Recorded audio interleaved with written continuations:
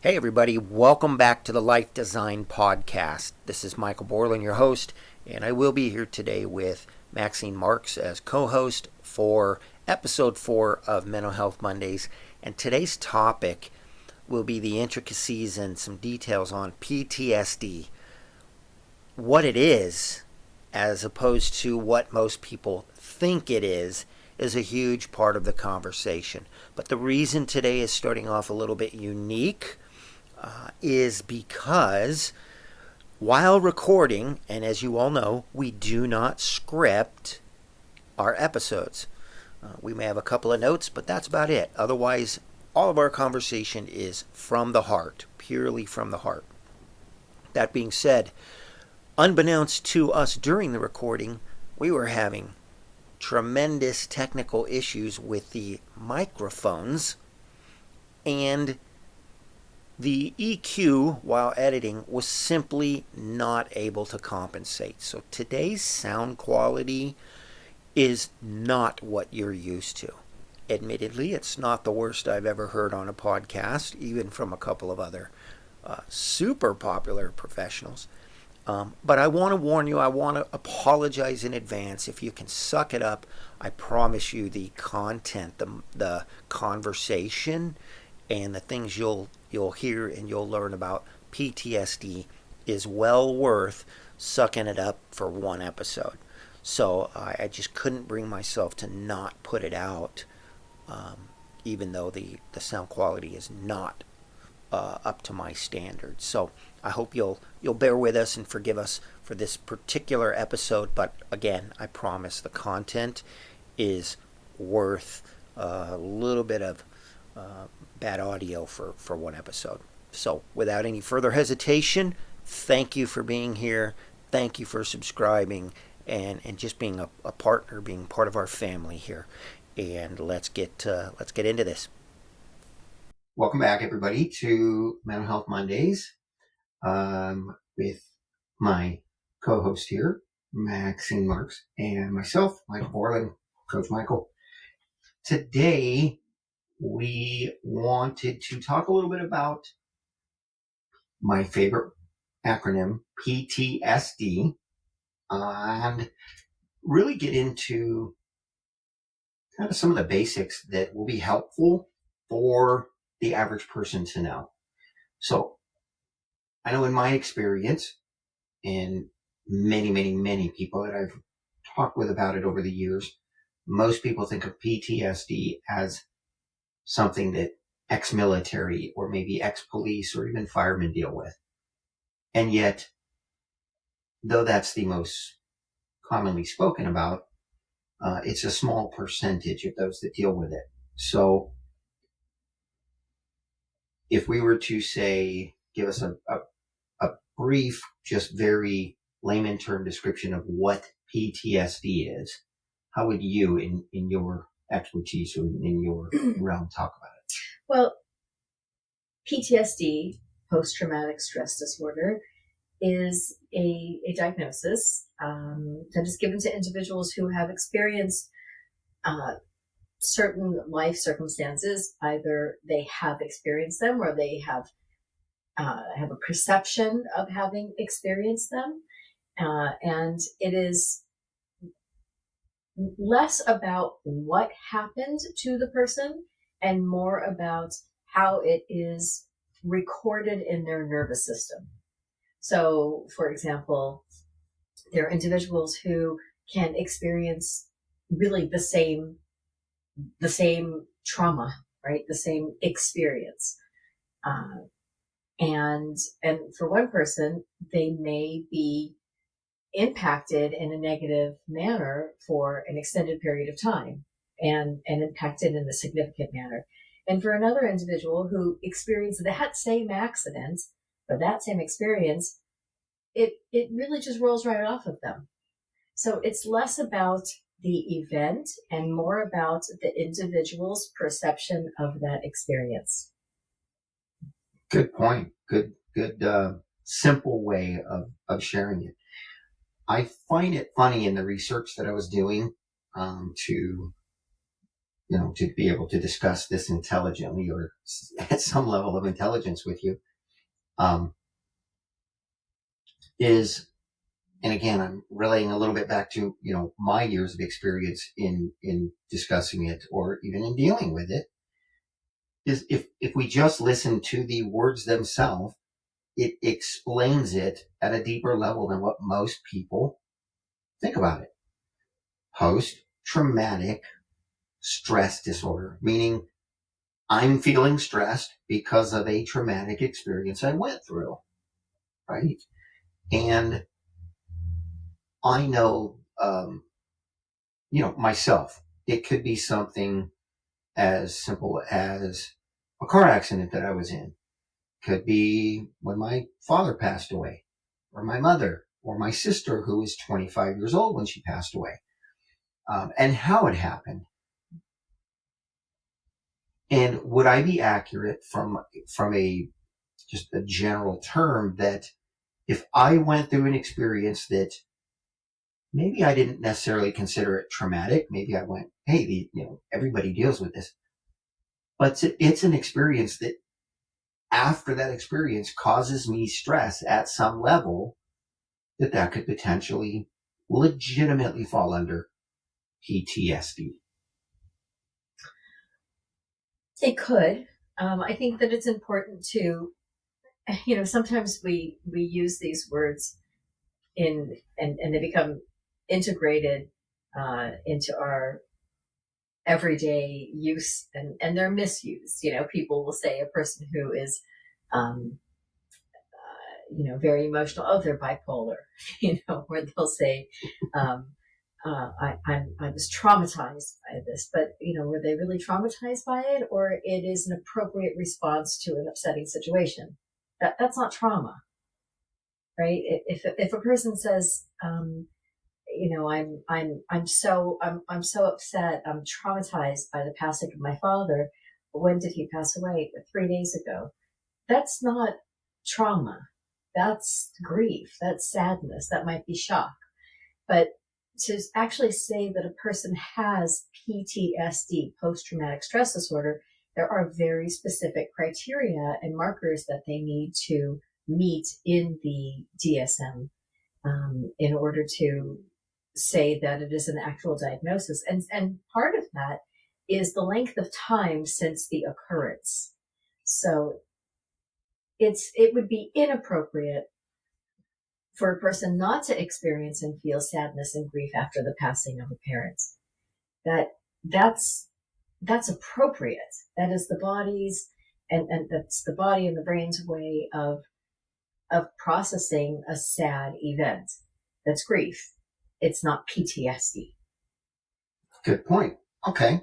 So PTSD, like most things that we talk about here in this particular podcast series, is a extremely deep or wide conversation to have. There's so many avenues we could go down, but the point of it is to really get the basics out there to the average person on what it is, what it looks like, take away the stigmas that are attached to it or the false beliefs and help them realize that there are things that can be done. Right. And a couple of those simple factors is, how do I recognize PTSD potentially within myself or within somebody that I care about? And I know there are certain things that stand out. Again, it's a stress disorder. So things that long after they happened make us feel stressed or anxious. So if I could just jump in, I think that what you're asking me is, why is this an important conversation, or why bother? If you're feeling upset, you're feeling upset. Like, why give it a name or a label? Am I accurate in what you're asking? Yeah. I mean, anybody watching this show understands that hey, we're just trying to clear up misconceptions and help people understand something that is a very important conversation and way too often overlooked. This particular subject, PTSD, is much more common than people think. And I think most of us, we just don't recognize what should or shouldn't be classified there, because you know what, as you said earlier, if this is our mind, our body, our emotions natural way of dealing with something, and we should go through it, 3 or 4 days after a family member, or a loved one passes away, yeah, we should still be sad. Yeah. But 6 months later, it shouldn't be debilitating us, a debilitating factor in our lives. So yeah, how do we know? What do we look for? When do we know to say, okay, this is more than just um, simple sadness that I'm dealing with? Yeah. It's a great question. And I think one of the reasons to even ask that question is to identify when we're going through an experience that is going to be sort of automated in our healing, that there's a trajectory and we can anticipate that there'll be sadness. We can anticipate that we may cry at a later date, 3, 6, 9 months, a year later. That does not in and of itself meet criteria for PTSD. It is not what? I'm sorry, you guys know my personality, my humor. So if I still cry when I watch The Lion King, that's still not considered PTSD. It's probably not PTSD. It's something else. I'm not quite sure what that might be for you, but it's but there is specific criteria. I know that you have some of the criteria which you and I wrote up prior to the show. Generally, the symptoms of PTSD emerge within 3 months of a traumatic event. Generally, doesn't mean that they can't come up at a much later time, but they generally do emerge within 3 months, and they last longer than a month. And I don't know that I answered the question that I started to ask before you started talking about The Lion King, but where I was going was that the importance of it is that they won't just resolve on their own if it's PTSD. Medical and medical intervention and mental health intervention is going to be very helpful in the resolution, because what it means is that something got stuck. Something happens to interrupt the automatic processing and storing and healing from an event. It got stuck with the original sounds and feelings and thoughts. Sometimes even the same smells will trigger that type of response. And so it's not as much where people often will say, oh, I had a flashback. Sometimes that is the experience, but what I find more than a person having a flashback as their symptom of or their suffering of PTSD is that the experience is just sort of laying right there, like right here in their nervous system. So it isn't like, oh, it went away and then all of a sudden I'm there again. It's just always here to some degree. It may fluctuate, but the baseline of arousal, the baseline of upset, the baseline of interruption in a person's nervous system has been elevated. So that's what happens to a traumatized individual. It literally just hit me. It is really ironic that we're talking about this today at this moment. Just last night, I was with my sister and brother-in-law, and one of the Rambo shows came on. I think it was the last one, Last Blood or something. And we actually sat and watched it because none of us had seen it before. And of course, if you're not familiar with that show, Sylvester Stallone goes through, ex-military, and he has very traumatic experiences that he went through that he deals with. Particularly, I did not like the context of the show because what it was based around was terrible. But as you were explaining that, it was making me think. He made a statement at one point that, um, to the effect that it never goes away, that he simply tries to control it. Mm. And obviously, if you know the show, he doesn't always do so well. That being said, that, today's conversation on the podcast right now is not about digging into that level of it. It's I always turn it to the mindset, and that is, can the normal person, um, pay attention to this sort of thing? Can we take note so that we can be, help ourselves and help others who are dealing with these things, regardless of what it is? So I know some of the notes, and I'm actually going to read them. I think I remember, but bear with me. I want to look at a couple of things. I've got it right here. It was some of the notes that I found. Some people believe there are cures. Some believe there are not. That controlling it is some of the best result we'll get. But in what to look for, what to recognize, came down to things like flashbacks, nightmares, like you just said. What's the trigger? What's the arousal point of it that brings it up? And it could be a smell, it could be a sound or a sight or a memory, a dream, and then waking up in whatever a panic state or whatever that may be.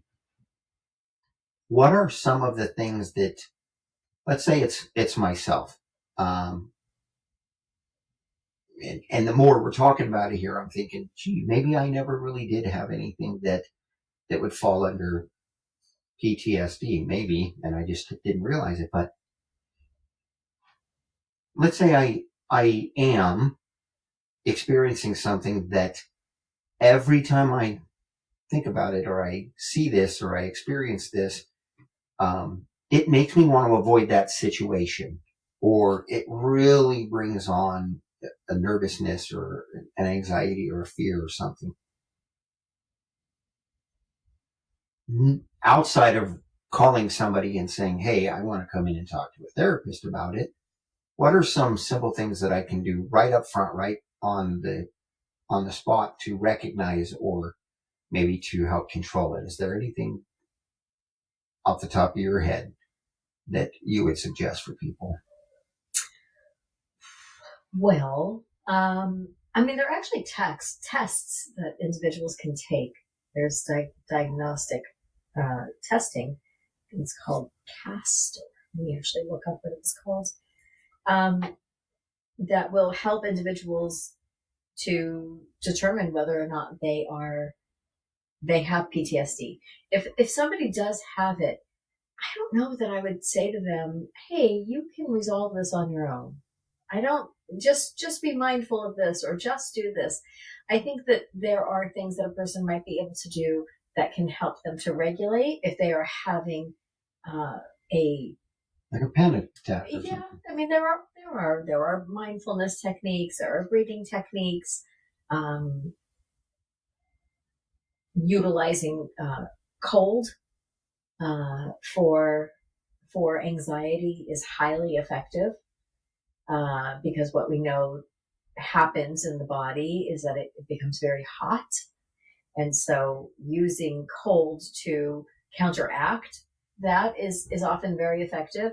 But honestly, I would direct an individual who has ongoing symptoms that last more than a month, that are interfering in their lives. I would recommend that they see a mental health professional. There are also medications that one can take, but those are very good in conjunction with therapy. Yeah, I agree. And I agree. And my personal perspective is always work at the root of the cause as rather than try to medicate it. Like medication may dull it. And when we're talking mental things, and this is just my, you know, not medical advice. This is just my opinion. I want to work at the root of it as opposed to try to cover it up with medication. And I know in my experience, from a mindset or a coaching perspective is if it's severe for someone to the point where it's affecting their life, weeks or months later, without question, I'm always going to immediately say, you need to go talk to somebody. Right. Not just your normal doctor, right? You need to go talk to a therapist, somebody professional in dealing with that. And I know from, again, a coaching perspective, which is, my area, there are coaches that deal specifically with that. And a lot of us, we come across it and we're helping somebody move forward in life. And then all of a sudden we realize, hey, there's something that they've dealt with in the past. And if they've already worked through the trauma of it and the hardcore and they're able to control it, or maybe they did heal it, maybe it's gone, it still comes into the conversation. We deal with it. And I know I've had an acquaintance I mentioned to you earlier. Warren McKee was a mentor in some ways in some particular training I did, and that's his specialty. He dealt with it, and he went through it himself. And now he coaches to people who are at the lower levels of it. And when we do, it's like dealing with, for us, stress or anxieties. A lot of people deal with that in coaching, and we deal with meditation and breathing techniques. Those are kind of the two primary, mindfulness, which, and I'll oversimplify here, means recognizing and acknowledging, and then having the proper mindset, putting aside the ego and saying, okay, I should go talk to somebody. Like,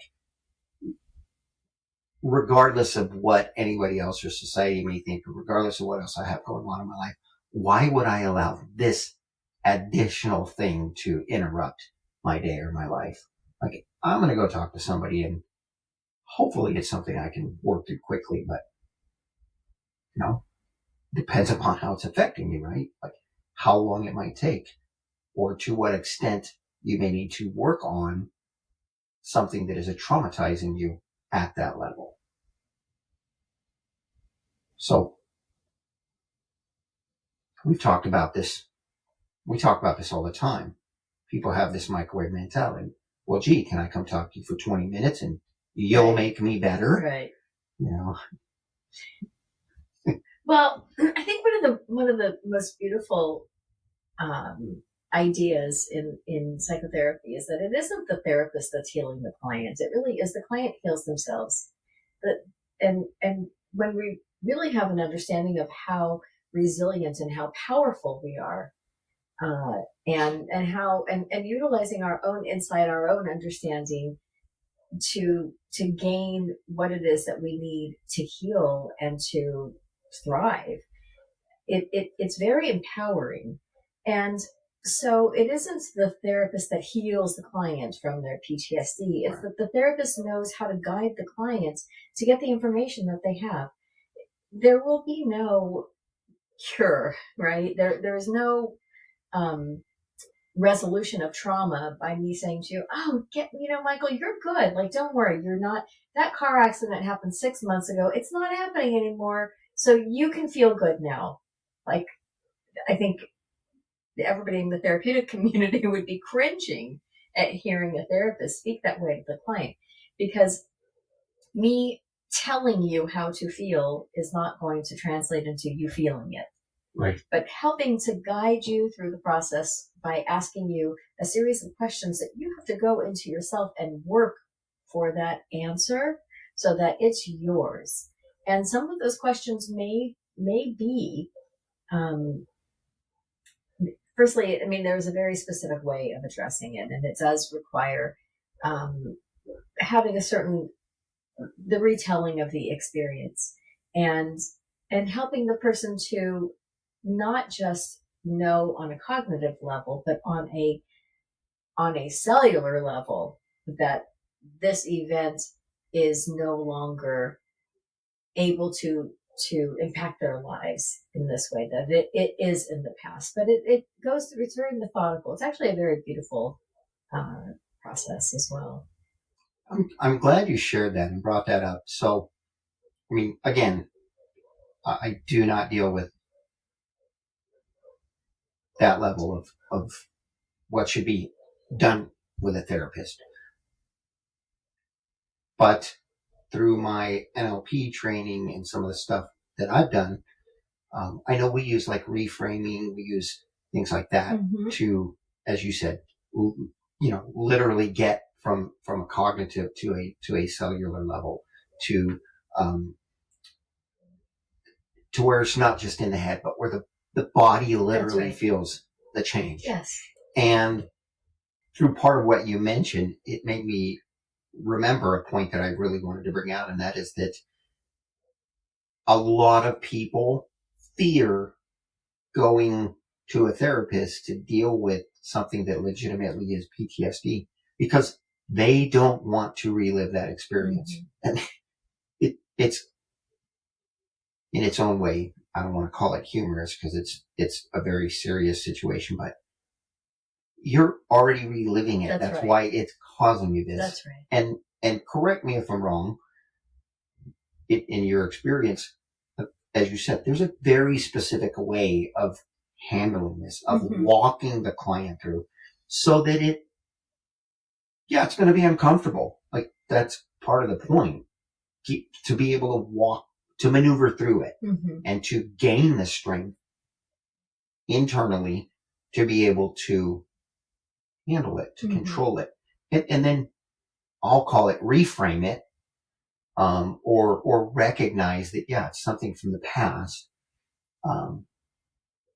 But how would you speak to somebody, to the average person out there, that maybe that is why they've not done anything about it, because they're afraid to truly relive it and walk through it and talk about it? Right. I think that you said it really very beautifully and very succinctly, in that you're already reliving it.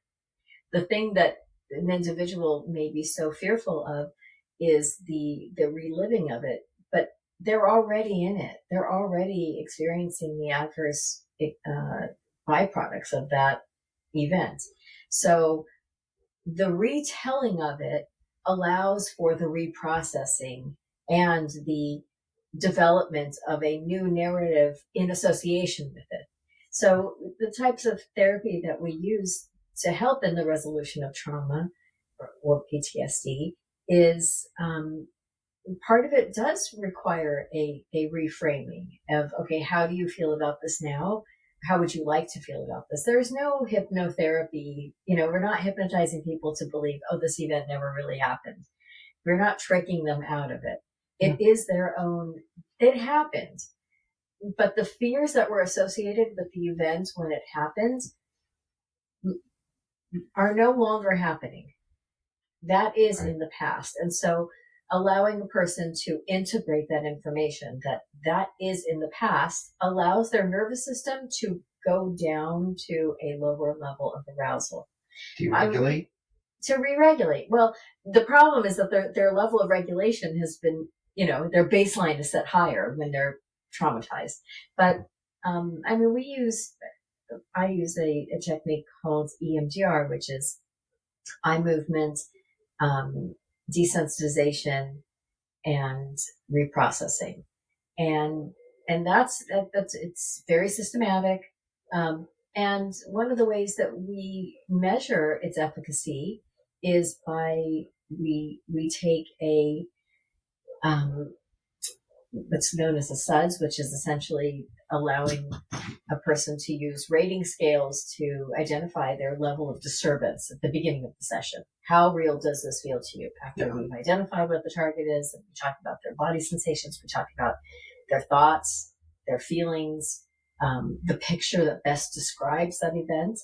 And when they have that picture, and we say, okay, we're essentially bringing them back into that space, that thing which they identify as being the trauma, and we measure it on a scale of 0 to 10. How real does this feel to you?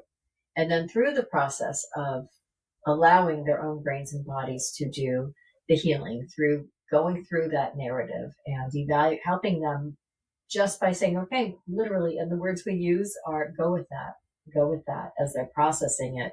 Something comes up, they say, I'm imagining this. Okay, go with that. But through the process, we also do some reality checking. That was true then. Is that true now? No, it's not true now. Okay, go with that. Oh, you were afraid that you were never going to get out of the situation? Yes. Did you get out of the situation? Yes, I did.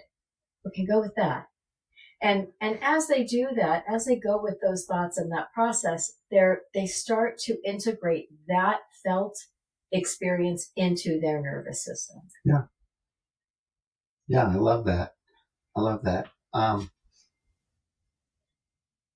I'm hoping that whether the listeners are dealing with it, have dealt with it, or at some point in the future come across it, that this is resonating.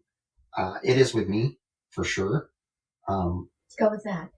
Go with that. Yeah, exactly. Exactly. I will go with that. But what I want to make sure, for their benefit, for the listener benefit, which is the whole point of this, of us having these conversations the way we are on a podcast, is to benefit them. I want to bring up something we mentioned in one of our previous podcasts, and that is, I think it was one of our first ones on what is therapy. Mm-hmm. And that is that the fear of reliving it, or it addresses that. Being in a therapy session is a safe space. It should be. Yes. It should be. Yeah. It should be. If not, you pick the wrong therapist, right? Mm-hmm. We talked about that. It's all about the relationship and the comfort level between the two individuals, or in a case like this, it would likely be two individuals. Maybe there's a third person in the room or what have you. But it's between the individuals, the therapist and the client, or in my case, the coach and the client. It's a safe space. So understand that if fear of reliving it is something that you're experiencing, that the listener is experiencing. But there also may be times where the event itself, the fear is not specifically reliving it, but sharing it.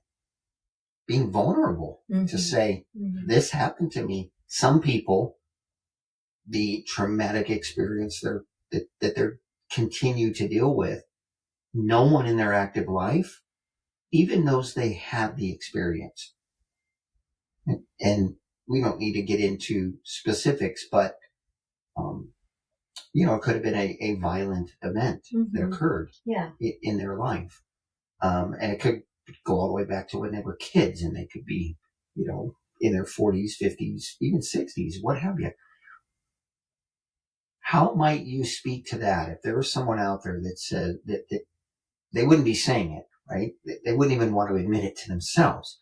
But if their fear is, I've never told a soul this happened to me, I sure don't want to sit down in an intimate setting and look someone in the eye and say it. I mean, my opinion is great. Don't look them in the eye. And I'm being a little silly with it, but at the same time, I'm serious. This is a kind of a burden that people should not continue trying to carry themselves. Get it out and let someone that's a professional help you reprocess this. So what would you speak to someone where that's their situation? Their fear isn't specifically reliving it. They have recognized, I live this every day, every moment of every day. I'm ashamed or I'm scared of sharing it with someone else. Yeah, I think you nailed it. I think using the word shame, because as you were speaking, I was like, ooh, that person, there's a lot of shame built up around that. And that's part of what's insulating and protecting the trauma. that shame is going to keep a person, I work in the recovery industry, for addiction, and there is just so much beauty and wisdom in the AA community. And um, one of the pieces of wisdom that I heard from a colleague, he would often say, where there are secrets, there is shame. And secrets are different than something that's just private, right? Private, we're allowed to say, that's private to me. Like it's something that's sacred to me. Your shame, your traumatic event is not sacred. It is not sacred. It is That's harming you, powerful. if it's keeping you limited, if it's causing you ongoing distress, if it's impacting your ability to move forward in life, if it's impacting your here and now experience, because you're not in the here and now, you're anywhere but the here and now. You're back in that experience that happened 6 years ago when you were fearful that you weren't going to survive. But guess what? It's 6 years later and you did survive and you're here. So what would I say? I would say that shame is insulating and protecting the trauma, and it's also symptomatic of the trauma. Wow, that is. Like, I got the chills when you said that. That's super powerful. And like you said, it's protecting. It is the trauma. Yeah. And why would someone want to protect the trauma?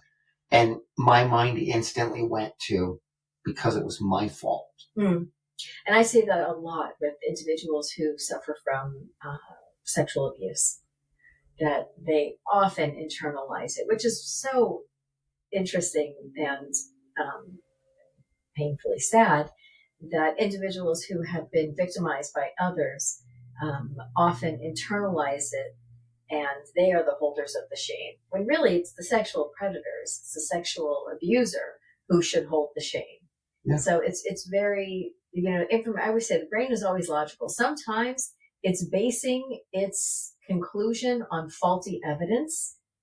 And so this is part of what's done, is reevaluating the evidence and reevaluating. Did you really believe that? Like, you really believe as a young child, God forbid, that, an individual who was older than you, who knew better, who perpetrated a, sexual act on you as a young child, you really believe that you are the one at fault? Yeah. And I hear it actually a lot, because part of the, and I'm going to get a little bit into the little graphic here, but, our bodies are programmed in a certain way. I often say, if a person is tickled, they will laugh, whether or not they wanted to be tickled. And it's the same thing oftentimes with sexual abuse, where individuals will respond sexually. They will respond with a certain level of arousal or a certain curiosity to the individual who is perpetrating sexual improprieties on them. And so they become very conflicted over whether or not they were, and sometimes they're even very curious about it. And sometimes there's a part of them that actually enjoyed that level of arousal. And so they're very conflicted about it. Oh. So, and that's because individuals are not supposed to be sexualized at such a young age, because they don't have the context or the ability to weigh out what actually is happening here. Is this okay? Is this not okay? Why am I so conflicted over this? And so, I bring this up because we spoke about shame and about how shame insulates a trauma. And this is one of the greatest areas that I find. I've had clients time and time and time again feel so terribly conflicted about what their part in it was. Yeah. And I want to bring out a point. I don't mean to interrupt, but it doesn't have to be that it happened at a young age. No. I've had a few people over my years that have shared at some level that type of an experience happened to them. A couple were young, but a couple were older teenagers. One in particular that I'm remembering off the top of my head right now, but a couple were adults. Right. And let me make this a point. One of those was a male. Mm-hmm. Okay. A man. Rather manly man, quite Mm-hmm. frankly. Mm-hmm. And there was this level of shame and embarrassment. Right. And there was and in actually now I have 4 particular ones in my mind that I've had conversations with, and I did not work with them on those things. I told them flat out. Matter of fact, one of them was just an acquaintance, or quite frankly a friend, that shared it with me. That being said, there was a level of what you just explained, in that, as you said, they find this level of pleasure in, and I want to say this, not the experience, not the perpetrating experience. I'm probably saying this wrong, but in the physical, because like you said, our bodies are programmed physically. Right. Wow, there is a sensation that is in any other circumstance definitely enjoyable. How could it possibly be in this? And therefore, now I feel ashamed because how could I possibly have liked anything about that? Mm-hmm. And again, this is for the listener. If that is you, I am not your person to come talk to. Someone like Maxine is. Shame is a liar. Okay? I don't even care if it is somebody's fault. If they did something they should be ashamed of by general standards. Shame is a liar. And it is something that, whether it's this type of a situation or something different,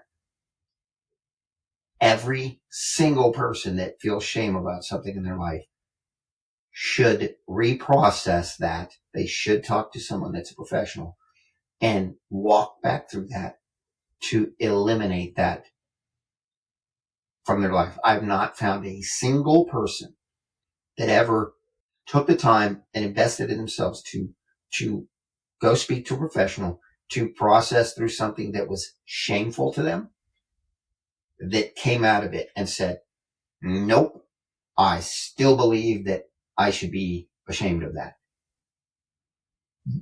They may understand that they made a mistake or that they did something they shouldn't have done, but 100% of them was able to acknowledge and reprocess shame into something that was no longer disempowering in their life. Right. They were able to find an empowerment in it. Sure. Yeah. Moving forward, mm-hmm. Right? We can't change the past, but to say, okay, here's a tool I can use. And I'm going to come back to this again because this is my area. This is all about mindset. This is all about acknowledging that I'm willing. I've got myself figured out in my head and my heart. So I say the work is always done between here and here. Mm-hmm. Then the rest of the world comes into play, right? You go out and you do anything in life out in the world. If you're not right between here and here, that success that you found in that is only going to last so long, and it's only going to be up to a certain level. You can never get to as high as you could if you did the inner work first. So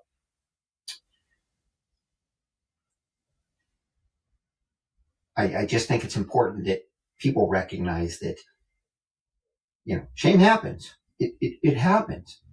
And maybe it's because of a mistake that we made, but you're wise to go talk to a professional that can help you walk through that, reprocess it, and turn it into something that can benefit you and others. Right, because forward. There really is not any, there is no benefit to holding shame. It is not a helpful or adaptive way of thinking, feeling, being. We can feel guilt, or we can feel regret, but shame itself is generally very erosive and diminishing of who we are, and very limiting, because it is, and it's pretty pervasive also, the feelings of shame. So I agree. I mean, it does, it creates a personal narrative that is pretty limiting and diminishing and not really accurate. As you were speaking, I was thinking about that, ever so ugly topic of sexual abuse, and, what does happen when a person feels a certain amount of arousal, or that there was a part of them that was like, I was very curious about it, or whatever their thought process was. I think part of the process of exploring, and evaluating the way that we think and feel about something is having the question, well, can both things be true simultaneously? Can you have been aroused by that experience and also feel that that person went against your will, and that they were a inappropriate perpetrator, and that they victimized and exploited you, right? Like, it's important to break it down. And these are the reasons why simply saying, breathe through it and learn how to manage the stress that you feel, or the symptoms that you feel around PTSD is enough. It's not enough. It may be a stopgap. It may help a person regulate and be able to, pick their kids up from school, or make dinner, or go to work. But individuals who are living with this they are a fraction of themselves. They don't have to live that way. There are ways of greatly diminishing or even eliminating the experience of the symptoms associated with PTSD. Yeah, that's a good point. Before we conclude, and I know that maybe we should have started with this, but I think it's probably important that one of us go through the criteria for PTSD. What's the difference between PTSD and simply just being like upset or being sad? Yeah, well, I think you did make some of that clear at the beginning. You were talking about the timelines. Yeah. That it usually would start within, a certain amount of days after, or months, 3 months. within usually, 3 months. Yeah. And that it's usually something that that lasts for longer than a month. Yeah. So I know I did have some notes from your perspective, and being that you're a little more familiar with that, you had highlighted a couple of things for me. What do you think out of those? Because it all gets me thinking, and I'd spend another hour talking about it. What do you think of those would be the most important to share with the listeners at this moment? Say, hey, here's something you should understand represents level of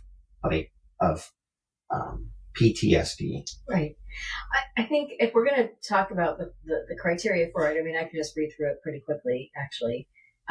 These are for individuals who are over the age of 6 years old. If they're under the age of 6 years old, there's different criteria that they go by in order to diagnose. But this is exposure to actual or threatened death, serious injury, or sexual violence in one or more of the following ways. Directly experiencing the event is one. 2 is witnessing in person the event as it occurred to others. 3 is learning that the traumatic event occurred to a close family friend or close friend. 4, experiencing repeated or extreme exposure to aversive details of the traumatic events.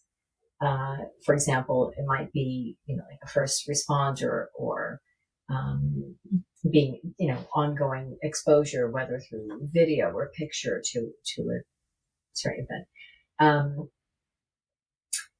In order to qualify for the diagnosis, they have to have at least one of the following intrusive symptoms that are associated with the event. 1 would be recurrent, involuntary, and intrusive distressing memories of the traumatic event. 2 would be recurrent distressing dreams in which the content and or affect of the dream are related to the event. 3 is dissociative reaction, flashbacks in which the individual feels or acts as if the traumatic events were reoccurring. 4 would be intense or prolonged psychological distress at exposure to internal and external cues that symbolize or resemble the aspect of the event. 5 is marked physiological reactions to internal or external cues that symbolize or resemble an aspect of the traumatic event. C is persistent avoidance of stimuli associated with the traumatic event. So avoiding distressing memories, thoughts, feelings. 2 is avoidance of or effort to avoid external reminders. So not wanting to go by certain places or speak to certain people or see certain things.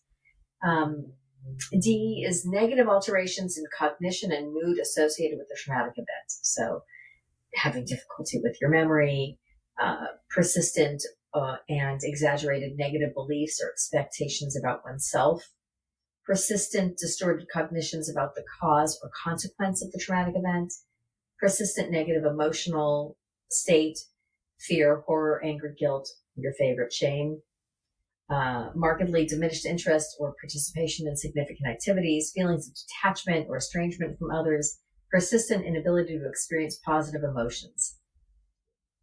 E, marked alteration in arousal and reactivity associated with the event, irritable behaviors or angry outbursts, reckless or self-destructive behavior, hypervigilance, exaggerated startle response, problems with concentration, sleep disturbance. And all of these don't have to be there.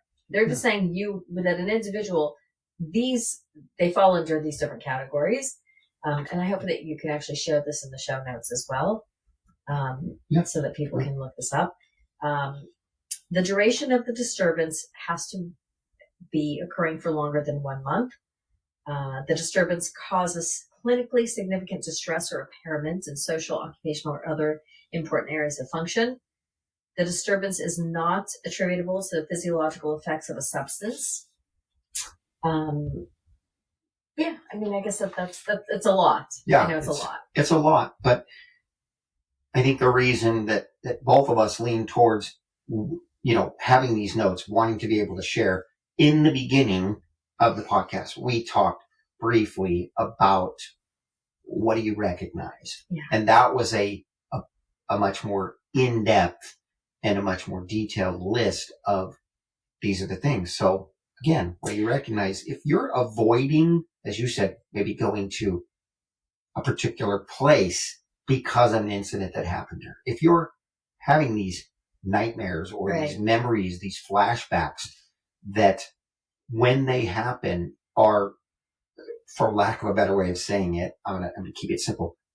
Like everything else in the world disappears for a moment because this is overwhelming to me. Like these are the types of things that those of us outside of the industry can recognize. And if we think that they're at a level that maybe appears to be affecting me, like I said, if I'm avoiding going somewhere because it brings up some bad memory and it's a memory from a year ago, 5 years ago, 10 years ago, like that means something. Yeah. And that's where it could mean something. Could mean something. Yeah. It depends on the level of distress, but make a phone call. And this is not to do, diagnosis by Google. This is why we say, go speak to somebody, because it's not your job to diagnose yourself with PTSD. That's the job of the clinician. That is why they, that is their job. That is why we're here, to help somebody identify what it is, what it isn't, and to support the client in the path forward in healing. And there is a path in healing. There definitely is a path toward healing. Yeah. And it's not yours to navigate alone. That's can be very overwhelming, and especially in diagnoses like PTSD, individuals tend to flood. So even when they think about like, how am I ever going to get through this? Things feel too big and too disproportionately large. Yeah. So definitely reach out for some help and guidance. Very good. Well, even after the research that I've done on it a little bit, and the conversations I've had, that really it opened my eyes. It helped me realize some things. For those of you, yes, I'll look right at the camera this time. If you're listening, if you're watching, and you feel that you're dealing with something, reach out to us somewhere in the notes or in the comment section. Feel free. We will get you resources. We will help you find resources that can help you with it. We may not be the right resource for you. One of us, particularly Maxine in this case, might be, but otherwise we will find resources for you. Lord knows there's tons of them out there. But if you're listening to this and you're hearing our voices and something about it is resonating with you, engage with us, talk with us, share it. Your story may help someone else. Your courage just to say, I went through this and this is where I'm at, or I went and got help, may be the one thing that flips that switch for someone else and gets them what they need to make that phone call, to go do something for themselves. So I do want to say this as we're ending here. The conversation that we just had, this has come up, I think, in 3 of our more recent podcasts. And that is that the terminology and the language that we use to explain something can change everything for us. And most of us do not have the language to speak to traumatic events in our lives or anything really, mental health, at a level that allows our perception of it to be real. Right. We're No, I'm sorry. Now you're just reminding me that, and most specifically in this area, because when a person is experiencing a traumatic event, the language centers of the brain are not accessible. They literally go offline. So our ability to reason and to process is not there. It's not just like, oh, I felt this. Well, you felt this because it was this. So being able to use language to process it is, and it's your own language, is going to be the most powerful, most empowering, and the most healing tool possible. But that is done with a professional. With a professional, yeah. Absolutely. Absolutely. So this is a note for you and I. I want to have a conversation here in the next few weeks that is very specific to languaging. Okay. When we're talking about mental health. I think that is huge for people to understand. If we get a little bit more acquainted, if we're having an issue, if we're dealing with something, or we think we are, or so a loved one is dealing with something, if we can take a little bit of time and invest it into learning about what it may be and pay very close attention to the language of it. Don't be convinced that it's anger when it might be pain or fear. Mm-hmm. Right. But the person doesn't know, they don't know what else to call it. And I'm going to say it this way. They literally do not have another word to explain it. And therefore they go, this must be anger. And because it's anger, then I have to act angry. And if they just learn a new word, I don't know how else to say it, to say that's not anger, that's fear. Something inside clicks and says, I don't have to be angry anymore. That's not what that was. I don't have to have all of the behaviors that I have identified go along with anger. That a person who is fearful is allowed to cry, is allowed to express vulnerability, is allowed to share. Yeah. Right? A person who's angry is adversarial, who's has to kind of buff up and man up, and that's not the case. So yeah, and true. And I think that rides on that is a core thing when it comes to dealing with trauma and when it's at a level of PTSD. Right. And I'll come back to where we started. That's why we see a lot of people that are ex-military, ex-first responders, ex-police officers, ex-firemen, men and women, absolutely, that wind up having anger and violence concerns because they literally haven't figured out the terminology, and therefore that's, it leads them down a whole different path, and then they go talk to a professional. Yeah. And